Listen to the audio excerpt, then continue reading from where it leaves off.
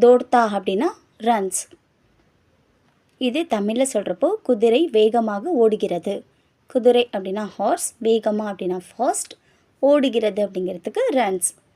த hours runs fast. ஹிந்தியில் கோடா தேஜ் தோட்தா ஹே. தமிழில் குதிரை வேகமாக ஓடுகிறது.